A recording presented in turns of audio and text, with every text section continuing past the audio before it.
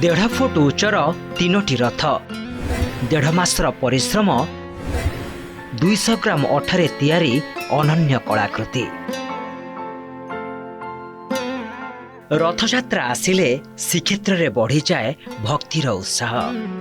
किए रथ टाणी प्रभु आशीर्वाद पाइबा चाहे तो किए निज कलाकृति रे महाप्रभु प्रति भक्ति निवेदन करे। सेही भली जड़े नियारा भक्त हेले पुरी जिला पिपिलीर अक्षय महापात्र। साधारण जड़े दरजी किंतु तांको असाधारण कल्पना शक्ति आज समस्त आकर्षित करिछि। 60 बोताम को नहीं से तैयारी करिसेंती महाप्रभु तीन रथ। आज्ञा आम तो कहीं दासिया बरी नुह कि आम आज्ञा कहीं नुह आम गोटे मैंने नॉर्मल भक्त। मोर विश्वास कि मोर से कुनी रथ भी प्रभु जगन्नाथ आसी बसवे सेटा ही मो खुशी प्रेरणा। हे कालिया मु दासिया बाउरी किंबा बलराम दास नुहे किंतु तुम प्रति थिबा भक्ति को मो हाथर कलारे प्रकाश करने को चेष्टा करिछि। यह केवल भावना नुहे, यह जड़े भक्तंक समर्पण। पिलाटी दिनरू महाप्रभु प्रति तांकर अगाध भक्ति। प्रतिवर्ष रथयात्रा को नहीं किछि नुआ करिवार स्वप्न देखंती से। गत वर्ष अरुआ चाउल रथ तैयारी करी चर्चा को आसीथिबा अक्षय एथर 60 बोताम रे गढ़िचंती तीन ठाकुरंक तीन रथ। प्रत्येक रथर उच्चता प्राय 1.5 फुट। यही काम रे तांको सबु बेले सहयोग करिसंती तांको मां संजुलता महापात्र। आज्ञा मु आज्ञा 6 वर्ष रथ काम स्टार्ट करछि। फास्ट वर्ष आज्ञा करथिली हमर काठरे करथिली, तापर आज्ञा धान रे कली, तापर आज्ञा डीआसीली काठरे करथिली। आर वर्ष अरुणाचल निर्माण करथिली। ए वर्ष आज्ञा 60 बोटाम निर्माण करछि। एटा आज्ञा 1.5 फुट उच्चता विशिष्ट होइछि। एथिरे 5720 पाखै बटम लागिछि। 1.5 मासर अक्लांत परिश्रम पर एथर मु 60 बोटाम रथ तैयारी करछि। एथिरे 3टी रथ निर्माण होइछि। तालध्वज, दर्पदलन, नंदीघोष। आम जगन्नाथंकर रथ होला जगन्नाथ, तापरे आमर दर्पदलन होला सुभद्रांकर, आउ तालध्वज होला आमर बलभद्रंकर।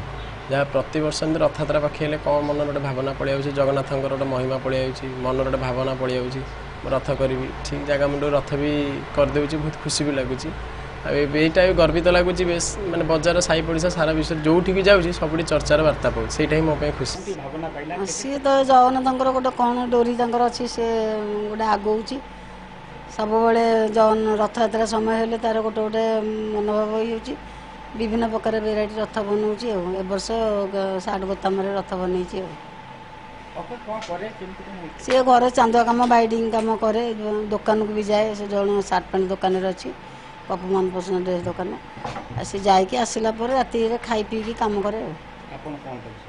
ए बसे ताको जगिकी से शोई पड़े कौटी बाला चाला है यहाँ है सहीटा है कहे। अक्षय हाथ में केवल रथ नुहे जीवंत हो उठी श्री जगन्नाथ संस्कृति। नंदीघोष, तालध्वज और दर्पदलन तीनोटी रथर प्रत्येक अंश को से बोताम रे निर्माण करिसेंती।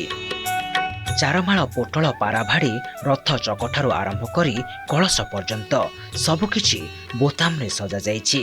एही कलाकृति पाई लागिछि प्राय 5720 बोताम, 200 ग्राम अठा और 1.5 मासर अक्लांत परिश्रम। दिनसारा एक ड्रेस दुकान में सेल्समैन भावे काम करुथिबा अक्षय राति रे घर को फेरी आरंभ करती तांको स्वप्नर रथ काम। भक्ति और निष्ठार ही मिश्रण आज तांको पिपिली अंचल रे स्वतंत्र परिचय देछि। तांकर ही अभिनव प्रयास को दुकान मालिक, पतितपावन मंदिर कर्मकर्ता एवं स्थानीय लोके भूयसी प्रशंसा करिसेंती।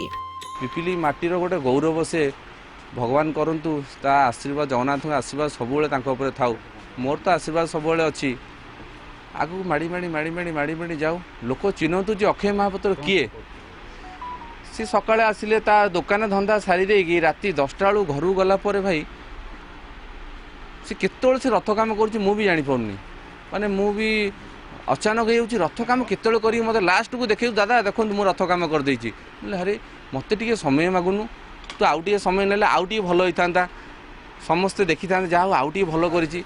हौ जहा कलु कलु किंतु आर वर्षटू आउरी अलगा टाइप रो रथ कर जेमती पिपिली माटीर ना रहइबो आ तू ना रखिबो। मोर एतिकी विश्वास अक्षय महापात्र निश्चय ना रखिबो। तांकर मंदिर पाई अवदान बहुत किछि मंदिर से सेवा करती सेवा माने मंदिर जो आपणकर हाथी बेश हुए गजानन बेश स्नान पूर्णिमा दिन से स्नान पूर्णिमा दिन गजानन बेश करती सेटा अति सुंदर हुए से प्रत्येक वर्ष केतबेले दियासिली काठी हो केतबेले छोट कागज हो से पिलाटी बेलू रथ काम करी आसी प्रत्येक दिन प्रत्येक थर आउ सी जो रथ समय प्रत्येक वर्ष जो करे सी तार पूरा जो 3-4 दिन समय दब पूरा दिन राति ही 24 घंटा 144 माने पूरा 200 घंटा 150 घंटा समय दब पूरा काम करिवो। भक्ति पाई दरकार नहीं बड़ धन संपत्ति दरकार केवल निष्ठा विश्वास और समर्पण भाव आउ से समर्पणर नियारा उदाहरण साजिछंती पिपिलीर अक्षय महापात्र साधारण 60 बोताम को निज भक्तिर स्पर्श दे से गढ़ी महाप्रभुଙ୍କ दिव्य रथ रथयात्रा अवसर में यह अनन्य कलाकृति केवल तांको प्रतिभार परिचय नुहे बरं जगन्नाथ संस्कृति प्रति तांको अगाध भक्तिर एक सुंदर प्रतिफलन। किए भक्ति रे किए भाव रे आउ किए निजर हातर जादू रे कोटी ओडियार मौड़मणि की निजर करने पाई चाहिए यही जमीती पिपिली दरजी साईर अक्षय महापात्र चलित वर्ष 5720 60 बोताम प्रस्तुत करछंती 3 रथ आउ सेथिपाई बेस प्रशंसा मध्य साउंचंती। प्रभु जगन्नाथ करंतु प्रतिवर्ष से यही भाव में नूतन नूतन रथर निर्माण करंतु यह ही ओटीवी तरफ तांकु शुभेच्छा और शुभकामना। पिपिली दीतकृष्ण पट्टनायक ओटीवी।